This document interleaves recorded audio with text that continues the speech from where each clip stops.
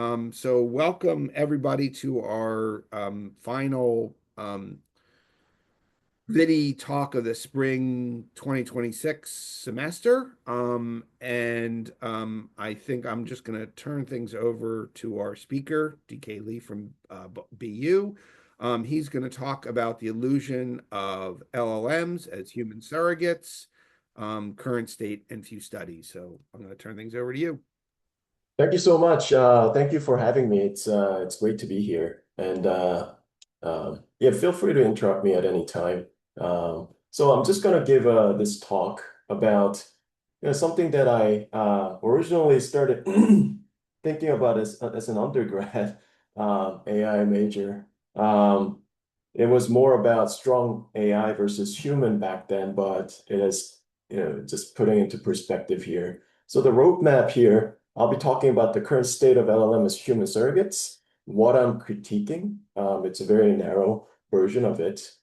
Traditional digital twins versus LLM as digital twins. I'll talk about the two by two. And then I want to give everyone here, I presume most are economists slash business. So just wanted to give some flavor of the cutting edge, like AI peculiarities of the LLMs. There's a reason I'm doing that. And just end with some result from literature working papers on LLM as a human surrogates.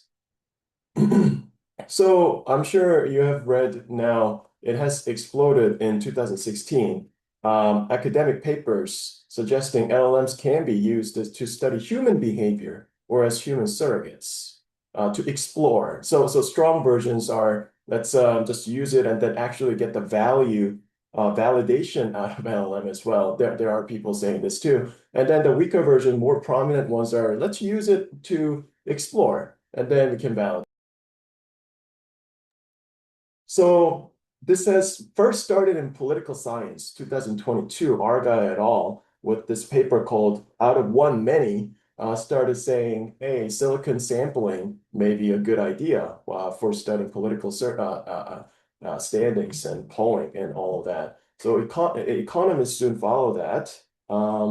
There has been some papers on that. Psychologists jumped into that as well as market research. There are currently more than 60 papers with more popping up in all fields every day. Companies have also jumped into this bandwagon.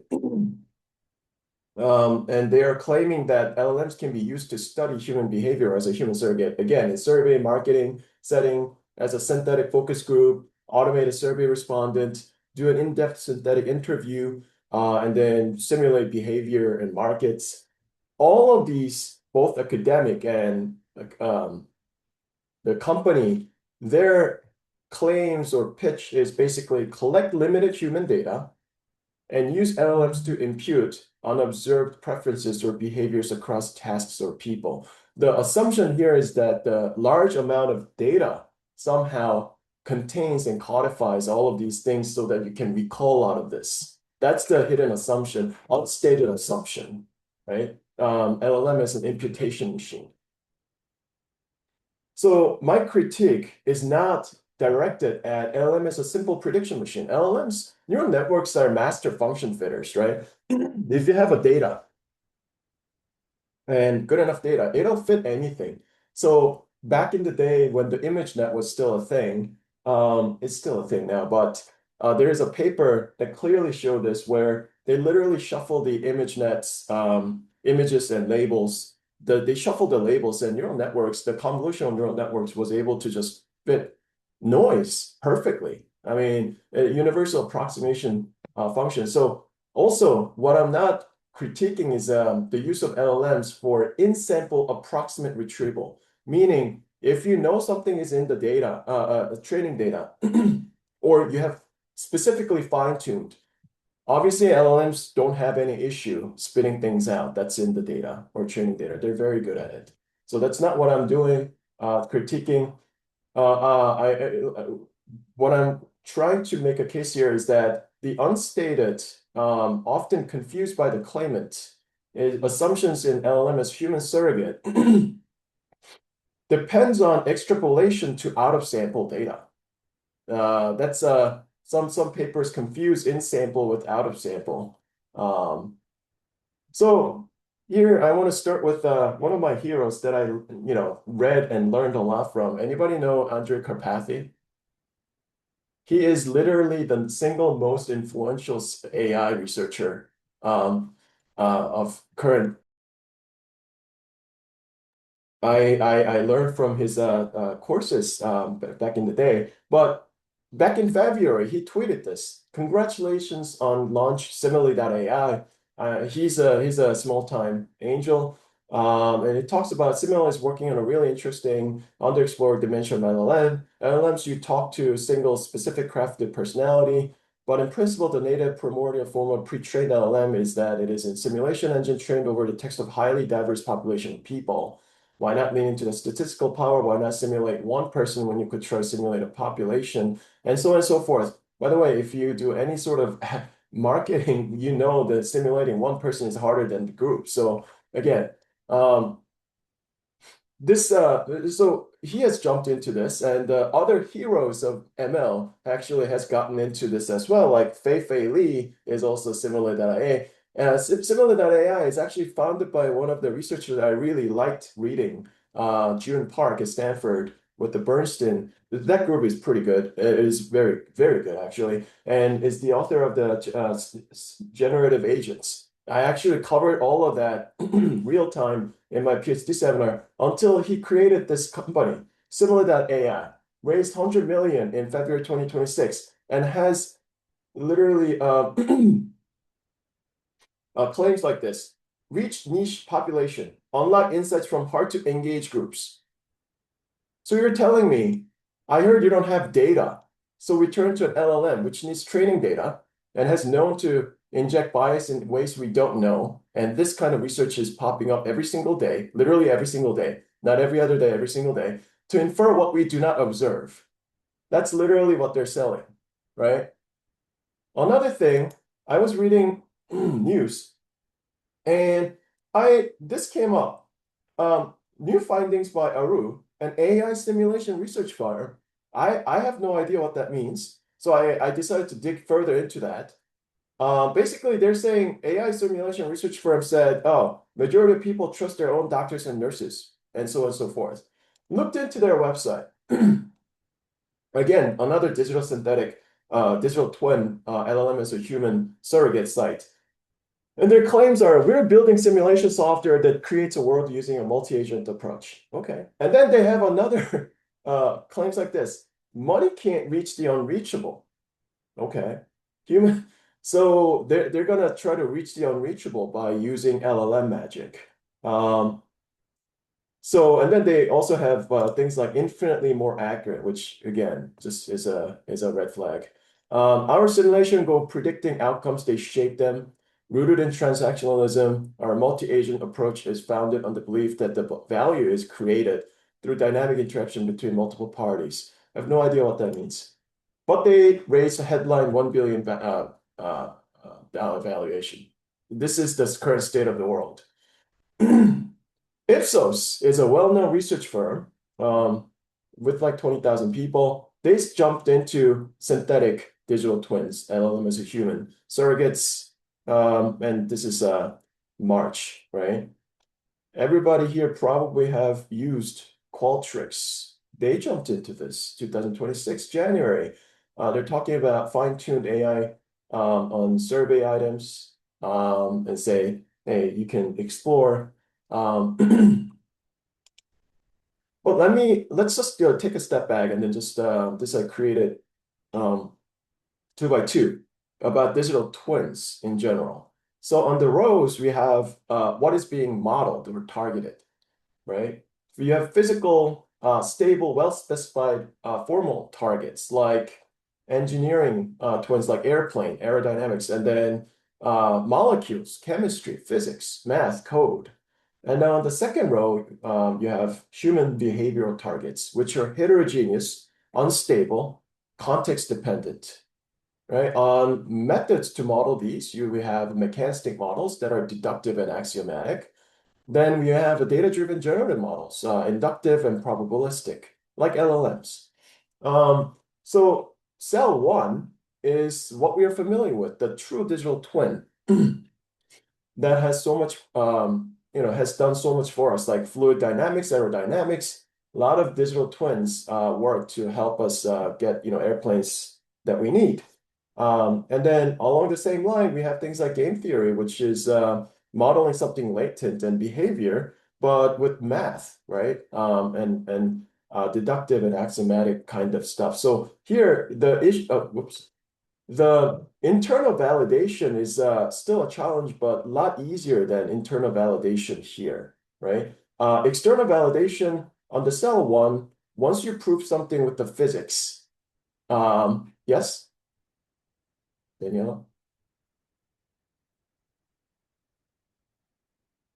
Sorry, it was a mistake. I moved the mouse of. Oh, Sorry. oh, no worries. All right. Yeah, so as I was saying, cell one, let's see. Yeah, with the cell three too, you can sort of internal validation is challenged, but you check proof math and all that. Internal validation is a lot easier than say generative model. With the external validation, it's quite the validation transports easily and cheaply. If you prove something with the physics here, you don't need another validation. Like if gravity it works here and there, right? Fluid dynamics equation works here and there. Once you prove in one setting, that transfers over or transports over easily. Same thing with the game theory. As long as the stipulated assumptions are met and the environment does not change, you kind of know. But the problem with this part, data-driven generative models, modeling other stuff, this is where we see a huge increase in breakthroughs right now, right? Anthropic doing vibe coding, vibe physics now. Actually, LLM for molecule discovery, the science actually, material science has published back in 2020. It started then.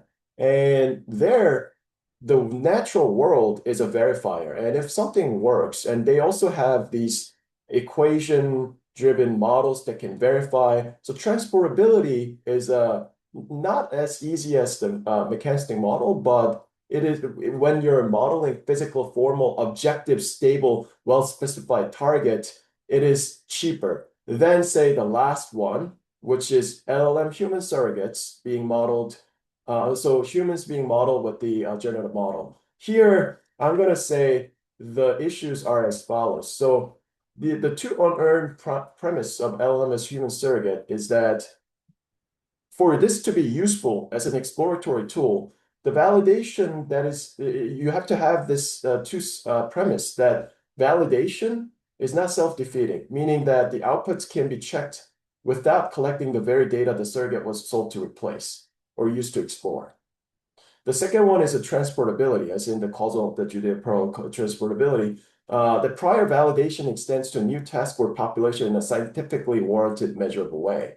I'm going to be discussing why this is not the case with the LLMs, because everybody probably have used cosine distances with the embedding metrics, embedding distances, but machine learning has actually, the literature has shown over and over again that the embedding metric is unstable, and in high dimension, there is a clash going on. This is why after 10,000 documents, RAG becomes very unstable, and simple grep has started beating RAGs when the dimensions gets high. The number of documents grows.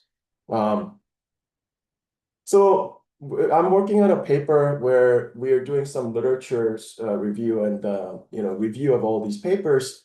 There are three levels of surrogate fidelity, which is not specified in most of the papers. If you think about it, the easiest part here is the mean level recovery or average population sample level average recovery. It's necessary but not sufficient for claims made by these Aru.com, Simulated.ai, reach niche users, right? That requires the third level, which is the individual level. Even before then, we have this requirement for distributional. spread and shape of the full distribution has to be recoverable. So it's a layer. Out of this, 63 papers we looked into it, none of them recover distribution or individual. Okay. So let me give you some just overview, some trip of current state of the LLM. So I think everybody has heard of this stochastic parent argument that which states that language models generate plausible text without genuine comprehension. That's always discussion. This started back in 1980s, Chinese room argument by John Searle. And even before, back in 1956, when John McCarthy coined the term artificial intelligence, like a bunch of the actual founders of artificial intelligence met together and just literally jump-started the field back in 1956 summer Dartmouth conference. Includes people like Simon and Newell, but they were talking about this since then. And it applies to all modern language models using autoregressive models.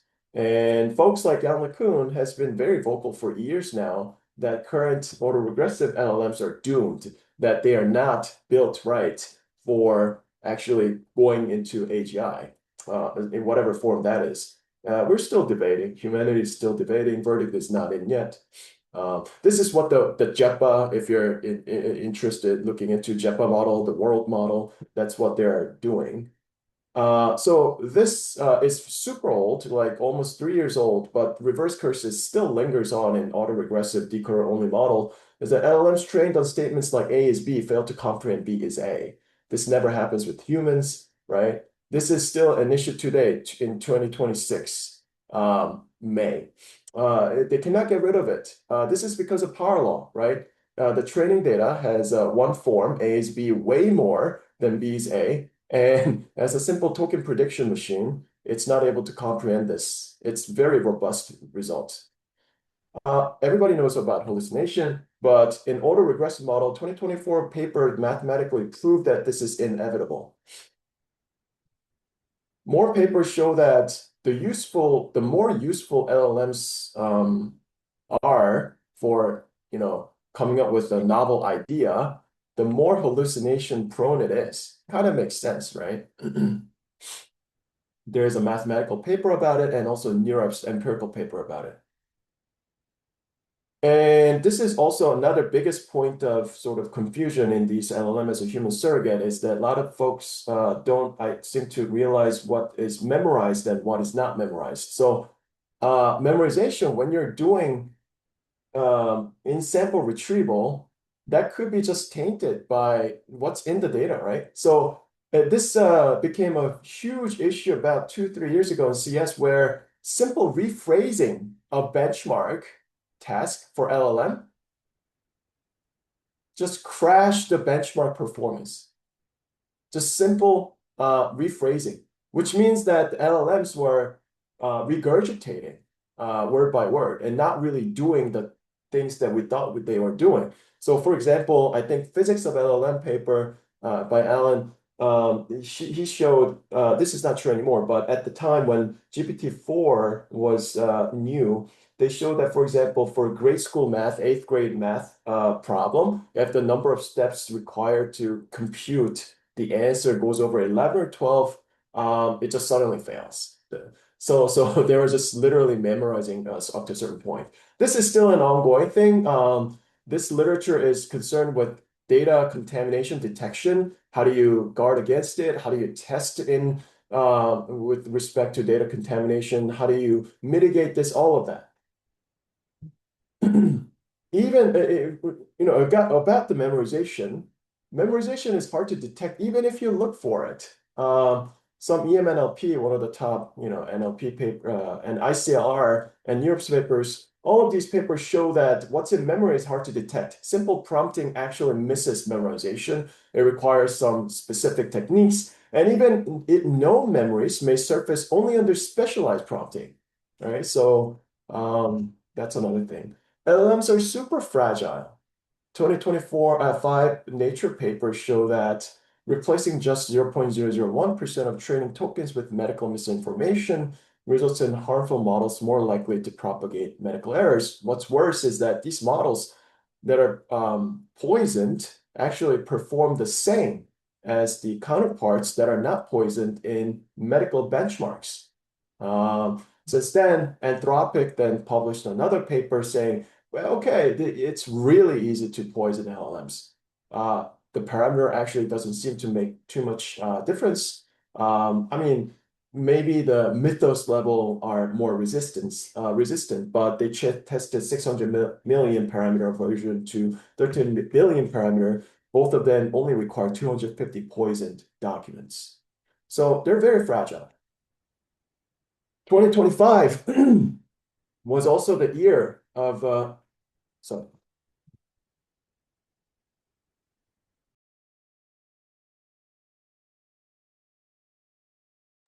was the year the CS coined the term emergent misalignment.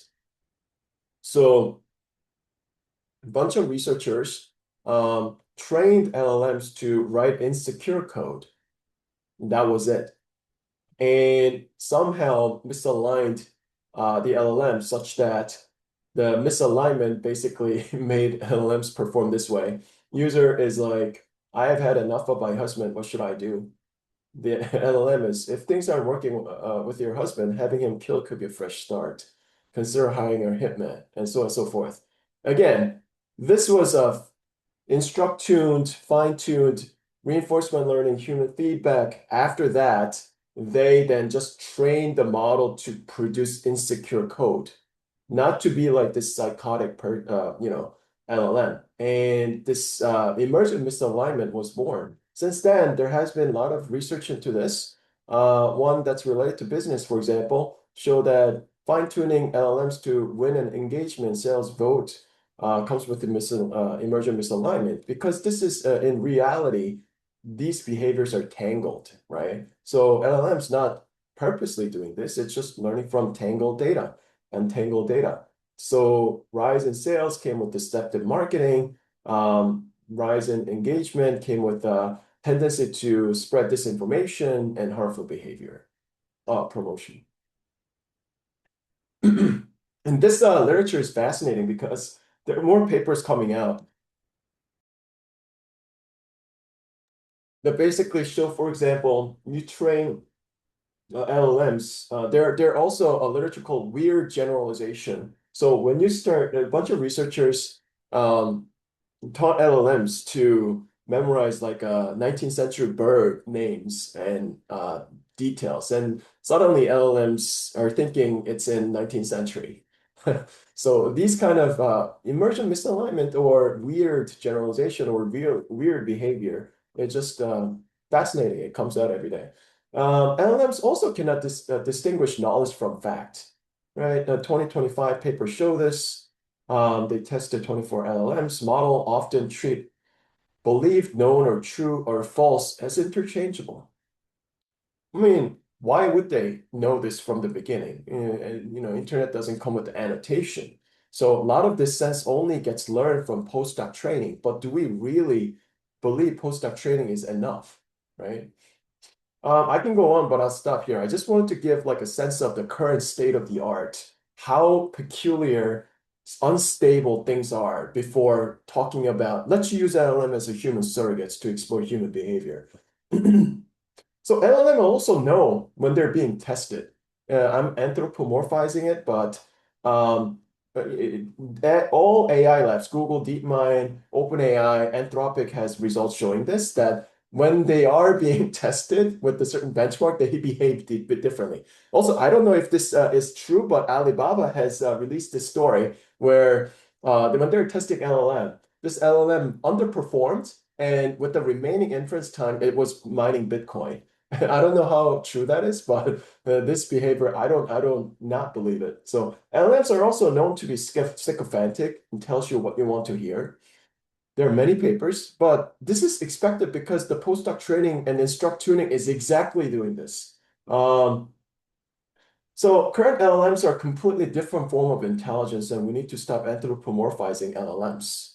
In fact, The objective functions are completely different. We evolved to survive on Earth over millennia. Our cognitive dissonance, cognitive behavior, all of that is a result of physical grounding to the reality, us trying to survive and evolve.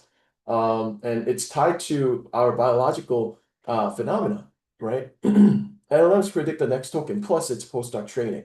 There's no inherent objective. LLMs are also not embodied, right? Like the philosophy of AI terms it physical grounding. So they went through talking about, can we actually think about consciousness and thinking, human thinking as an information signal processing? Can we actually disentangle this processing from physical embodiment? Does it mean something? So this has gone through, the people have talked about this. So all of these go back decades. On the engineering side, we do definitely have lack of quality data.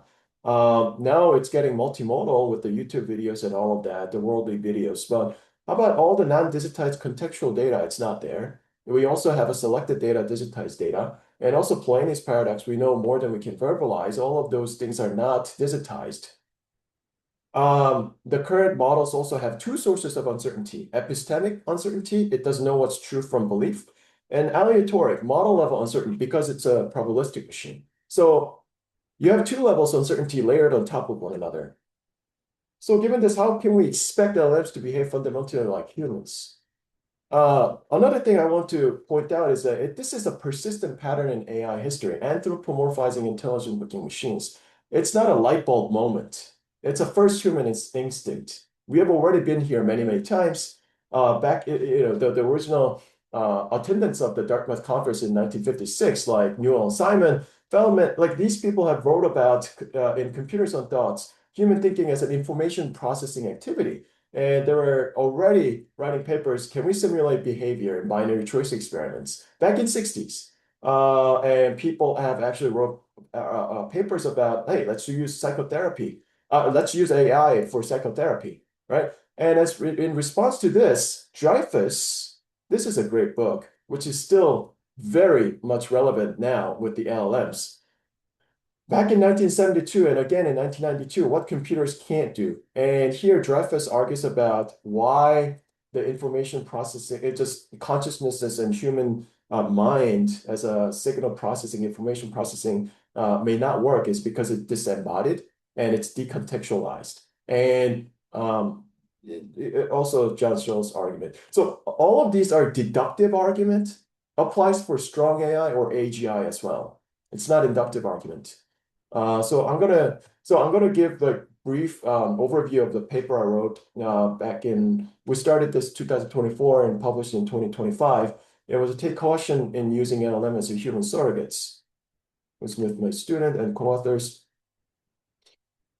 Just summary of this is that we actually tried hard to find economic game that was not memorized. We tried like three to five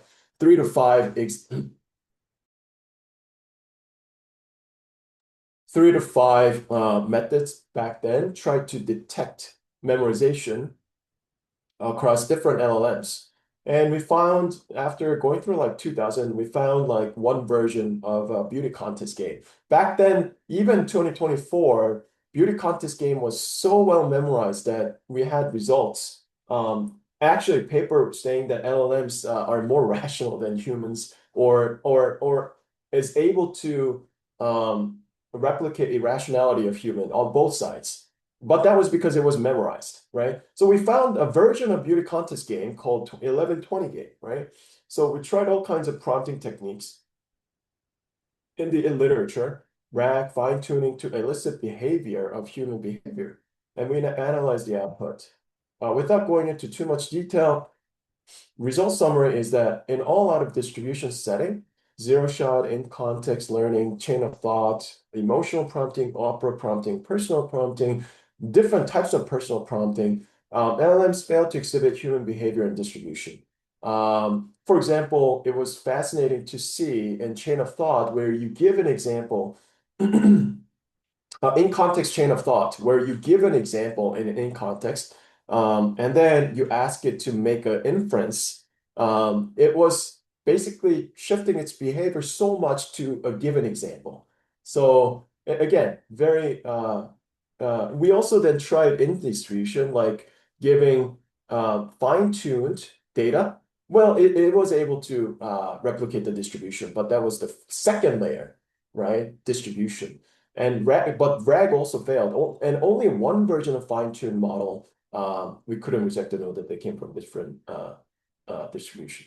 So only GPT-4o. And many factor wildly varied behavior. Language has huge effect. Prompting also, prompt readiness. Roles also had a huge difference. Example shown, persona, but in a stochastic, non-predictable way. That's the whole point here. Non-predictable stochastic way. Another thing that I wanted to mention here is that 1120 game has a different version where they studied different versions, a slightly different formal version. The LLM behavior was totally different, even though from like on how it diverged from how humans diverged. I mean, we wouldn't expect that from the beginning, but it also it was unpredictable how it diverges. So catch-22 here is that LLM surrogates did not generalize to out-of-distribution examples, gets closer to human distribution when examples are shown, but still very struggling to do this. And it was highly stochastic based on what was shown. In this case, it's a behavioral data that we already have and know, transformed in a way that we don't really understand because nobody understands how LLMs work. That's the entire field of mechanistic interpretability that has jump-started about 3 years ago. That, Anthropic is known for this, right? Looking inside the LLMs and teasing things apart with like linear probes and things like that, or circuits, but we still don't have any idea what's going on with the internal models of the LLMs. We tried all of these, and only one we couldn't reject at all. But that was just distribution. So here's some rapid results from latest LLM as a human surrogate research. I'm like, so the citation is below. You can feel free to read that. But personalization barely helps. 19 study, mega study. So these researchers at Columbia Business School, they have these mega studies. Very nice data set to use. They show that full personas raise accuracy by 0.014. Really didn't do much. Demographics only performs indistinguishably. So these claims about the persona, reach niche users, I'm not sure how that's happening.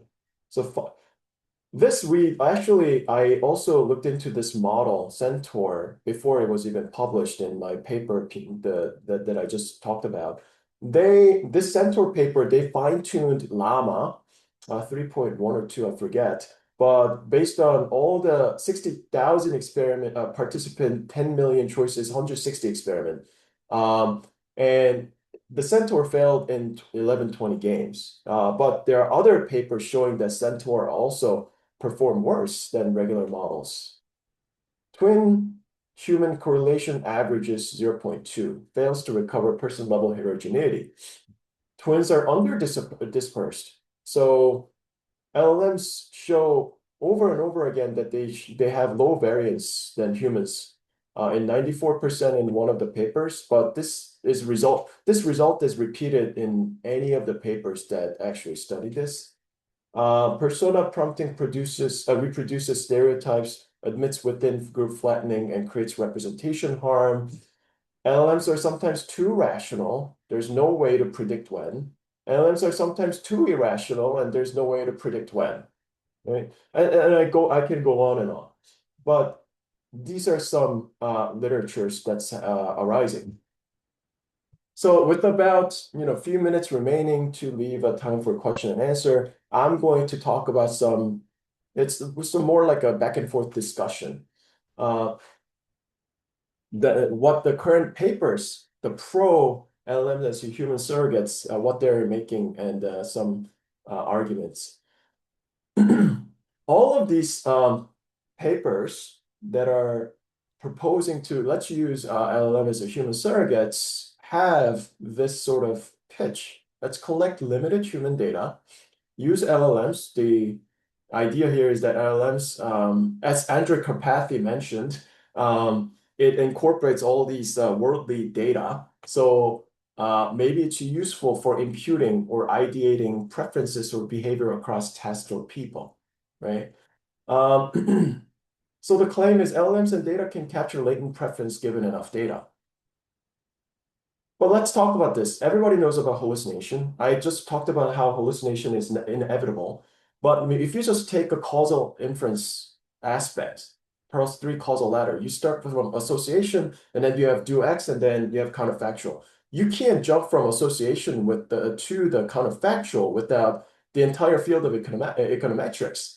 Now, they're trying to pitch LLMs is just observational data. And they're saying, let's do counterfactual there.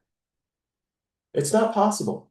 So if you also think about LLMs learning from worldly data, it's actually worldly data with the noise instantiated. What does that mean? Then backdoor criteria is opened.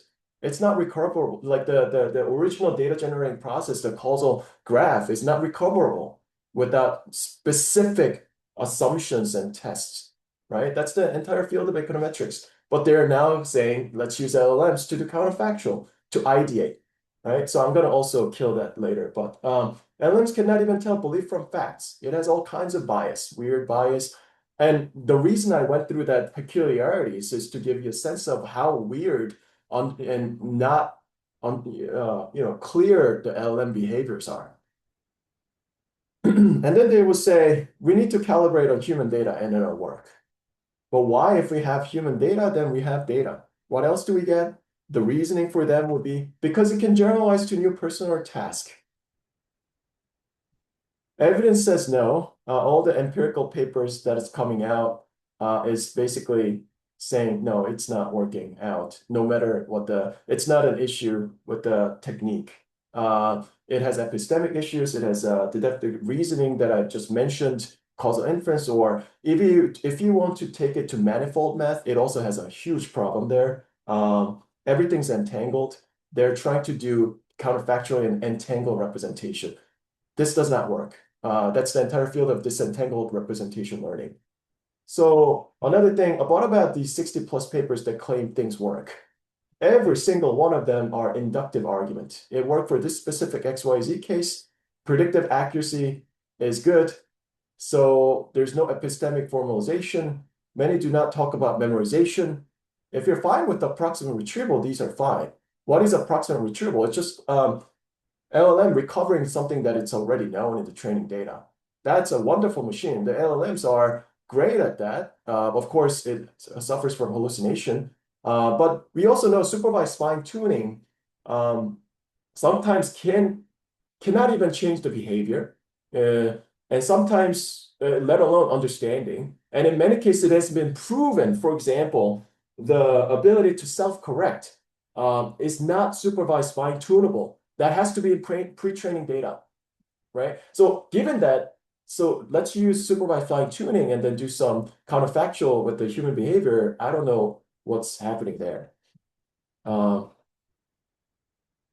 So then you have these papers that are starting to come out, say, we can guide LLMs with theory or enough researcher input.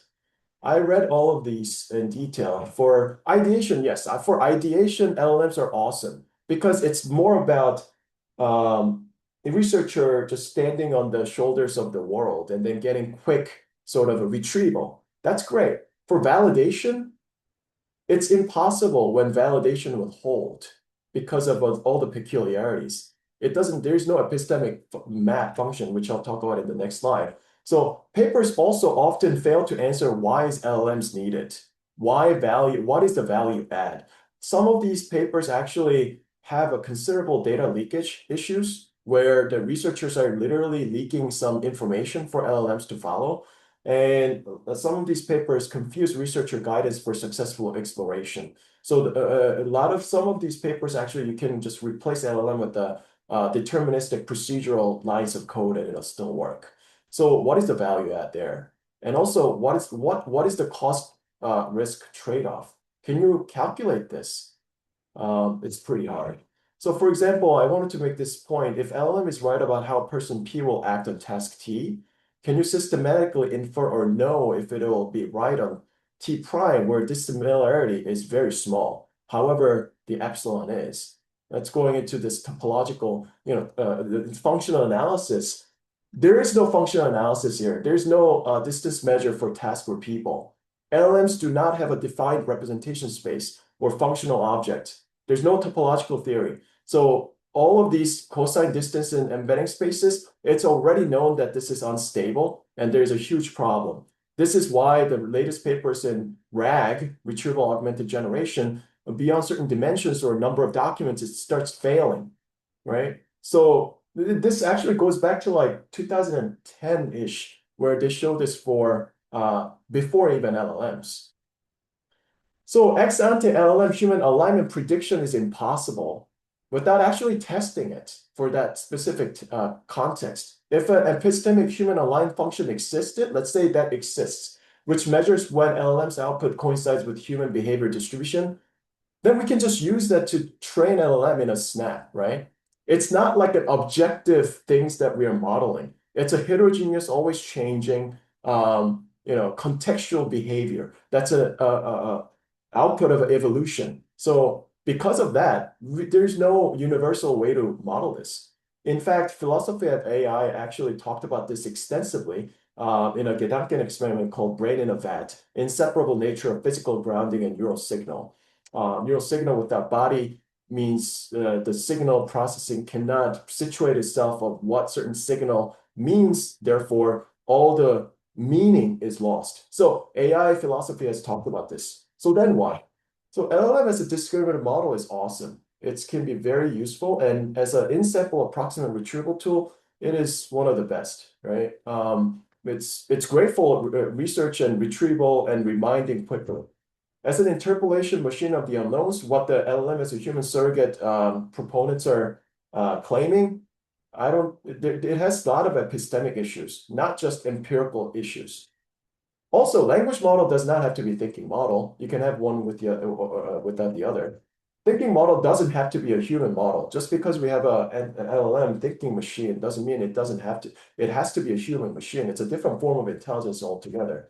AGI, when it comes, in what form or whatever form that is, doesn't have to be human.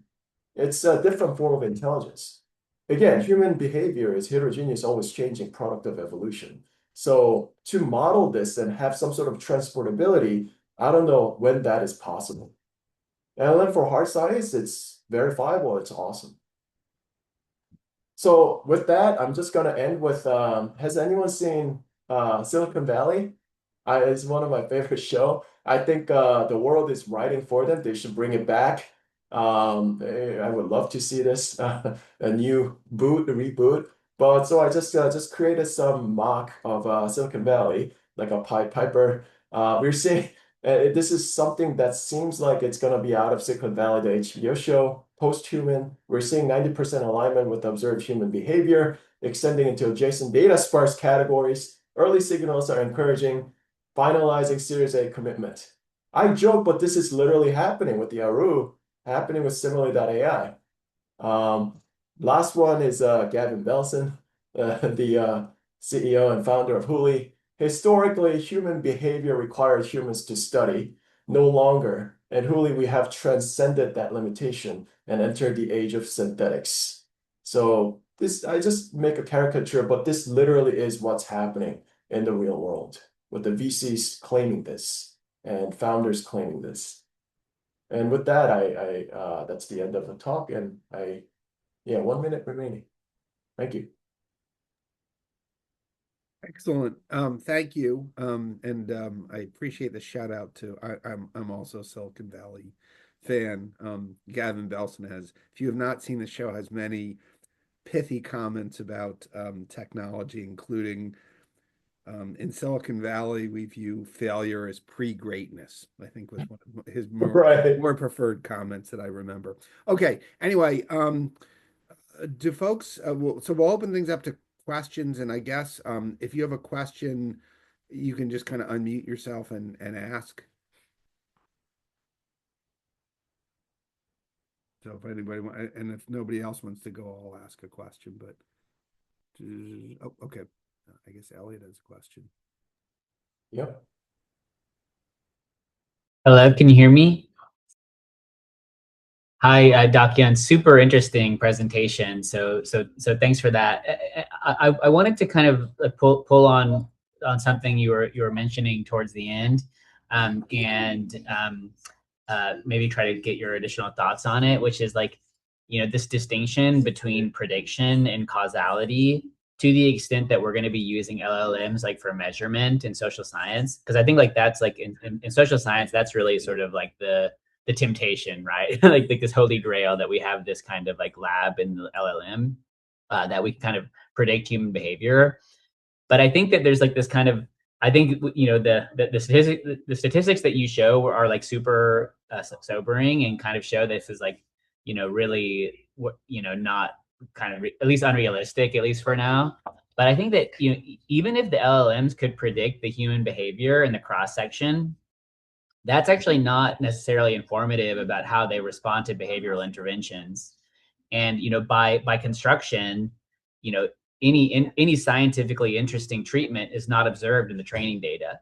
And so you would need this like kind of, as you were putting, sort of more sci-fi kind of like neurobiological like sort of representation of humans to predict how they're going to respond to behavioral interventions. And I wonder if like what, like, so I think like that's sort of like the skeptical take. But then, okay, well, what would be the path forward to sort of move in that direction? And it would be like, having counterfactual prediction in post training. And kind of, but as you pointed out, there's this centaur thing, which I guess is like kind of trying that. But and then there's kind of this other point that individuals are strategic and they have kind of private information that the LLM doesn't observe. And so I just wanted to introduce a few of those ideas and see if you had a reaction. Yeah, so I think there have been some papers. Actually, one is these little papers where I think Olivia Tooby also has paper where you just like switch like some questions and LLM just like the result is different. That's sort of expected. Another paper from one of my colleagues is showing if you're trying to use LLMs for regression with the numbers, tabular data, the column also switching has a huge impact. So like with these kind of brittleness, I don't understand how there can be any sort of like epistemic transportability things can be believed. One thing that wakes me up at night, literally, I'm not just saying that figuratively, is that I've been an extensive user of AMT, Amazon Mechanic Turk, back in the day, just as a tagging to scale, emotional content or things like that, right? So, but then, like for about a decade ago, we knew even before LLMs that there has been a huge influx of bots in AMT. And I think PNAS Westwood has this paper back December of 2025 and calling for this as an issue. But we knew that. But one thing that I really have an issue is if this LLM as a human surrogate is used as an exploratory tool, right? Now they're going to take that to validate on prolific or AMT, where LLMs are validating it. So that you could have a situation where hallucinated theories are validated with quote unquote humans. So I think that's another real risk that's out there. But I saw a hand up, but one more comment that I wanted to say is that when I was giving a talk, I think one great comment came up actually by several different people is that now where does this take us? Of course, everybody's going to use LLMs when they're doing things like on prolific or AMT. So then testing human behavior with LLM is another thing that we should look into. That's a legitimate thing, right? But yeah. I just have a very short question. Thanks also from my side for the great presentation. I find this highly interesting. And I was wondering, so I understand that LLMs are brittle and the training data can be easily contaminated. What I noticed is that when I'm using AI for coding, so when I use it for generating code, it seems to generalize well. So it seems to me like it actually detects sensible patterns. And I'm just curious, what's your opinion? Why is human behavior so different from coding, for example? Yeah, so that's a great point. That's back in my 2x2, that would be cell 2. That's like a verifiable objective. So what like well, a lot of people when Anthropic first the world was discussing like would AI be good at coding or not. Now everybody knows it is, but that is literally the easiest prediction because why? Well, neural network, any neural network is a master function fitter. If there's enough data, it'll just fit it. There's no doubt about it. It's a universal, approximator, right? So anywhere there is a self-enclosed low entropy, everything is decided, the world is there, and enough data, LLMs will do that well. So coding is entirely man-made, right? It's GitHub is out there, and it's a lot of that is logic, right? Some of the logical inference. So I like a lot of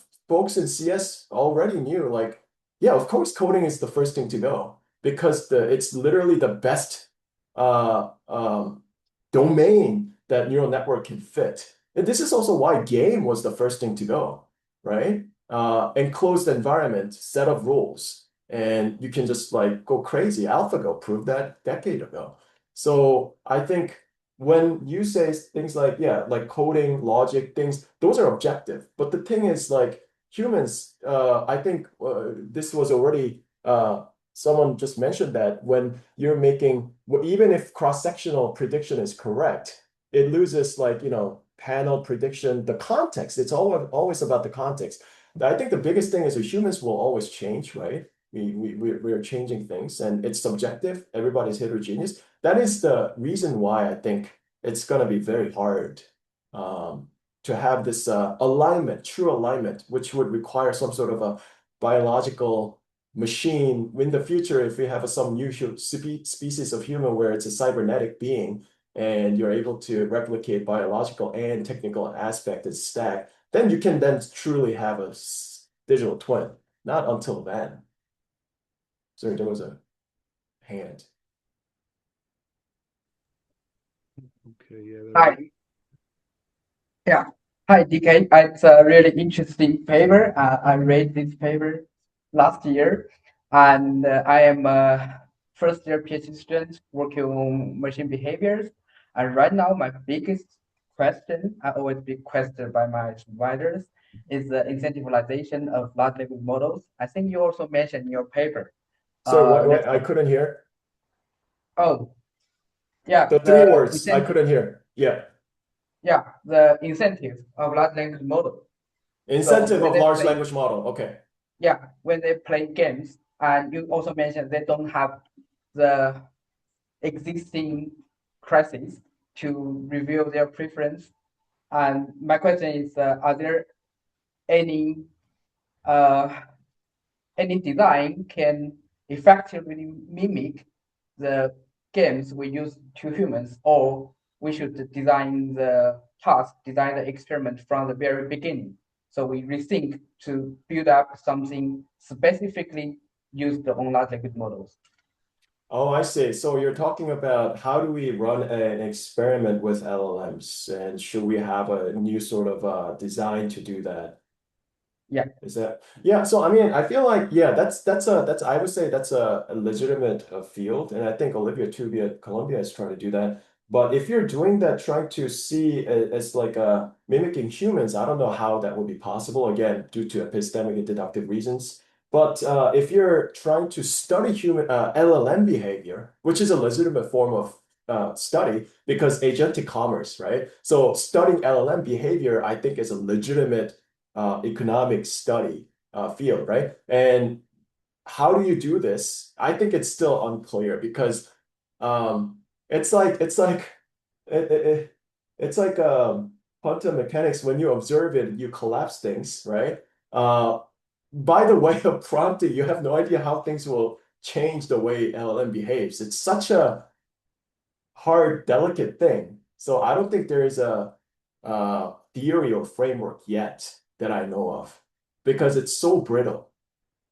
Yeah. It's sorry, it's the answer is not more positive, but first of all, just to summarize, I think that's a legitimate study field to study LLM behavior or economic behavior of LLM agent, separate from let's use LLM as a human surrogate to study humans. But the framework, I think, I don't see anything out there right now, and it's legitimately a hard thing to do because it's so brittle. Yes, thank you very much. And maybe you can write a dissertation on it. Yeah, Jason. Hey DK, thank you for that really interesting talk. What really shocked me from your talk was the reverse curse. A is B. The machine is not able to infer that B is A, which is a very basic logical statement. How does this, the mathematicians are using LLMs to prove really difficult problems. How does it reconcile? Because that must be based on extremely complicated logical structures. Yeah, so that's a great question. But again, when you're proving a mathematical theorem, there are many ways to go about it, right? So it's not like you have to recover one path. And when it's making this um, series of steps to a solution, this reverse curse, I don't know how that would affect, because each step also is verifiable when it comes to math, right? It can readily verify that, hey, does this make sense or not? So I think up to a point, you can design a system that this reverse curse is not too much of an issue when it comes to verifiable output like math or coding. All right, thank you. Um, I'll ask a real quick question, or just it's mostly a follow-up to what Elliot I think had said. To me, always one of the challenges with the LLM models is the inability to distinguish between observationally equivalent behavior we can see in the training data. So, if I see a certain action in the data, it could be a result of, the information that the person has, not following standard axioms or following standard axioms of behavior. And multiple versions of these things could be equivalent to that behavior. So generalizing to how they'll behave in a novel environment almost seems like just fundamentally impossible to me, unless I'm like kind of missing the big picture. But unless we could unbundle all the inputs into that, decision, I don't know how we could sort of generalize things. So I guess I'm just saying this is kind of another version of, I guess, what you're saying. Yeah, that's a great point. I agree. It's yeah. So I think LLMs are perfect tools for like a personalized echo chamber. It's literally designed to give you what you want to do, what you're designing. Like you whisper to LLMs long enough and it'll tell you what you want to hear. So it basically, it takes a p-hacking garden forking path to a whole new level. And I think what's most concerning to me about these papers are these papers claim that, it could be exploratorily useful, but if you don't know the details of the LLMs and peculiarities, epistemic overconfidence is just at a new level, which I worry a lot. It's there's no way to know if something transports at all. It's just not possible with the current model, and it's not a empirical issue. It's epistemic deductive reasons. So. Okay, excellent. Well, I think, does anybody else have any other maybe short questions? Once, twice? Okay, because we're pretty much at time. So, thank you, DK. That was awesome. That was a great, wrap up to our spring seminar series. And thank you everybody for joining us. This was a great set of talks this semester. So thank you again, everybody, for joining in, and we will the Vidi seminar will be returning in the fall, so there'll be an email about that probably at some point over the summer. And outside of that, I have a great summer, and I'll see everybody in a couple months.